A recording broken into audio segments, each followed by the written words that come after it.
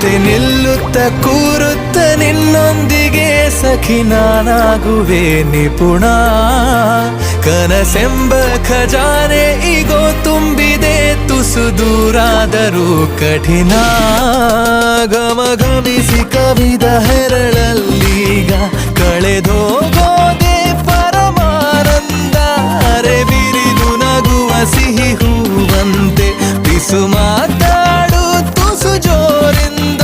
ಮನ ಈಗಾಗಲೇ ತೆರೆದೋದುತ್ತಿದೆ ಬರೆಯದಿರುವ ಕಾಗದ.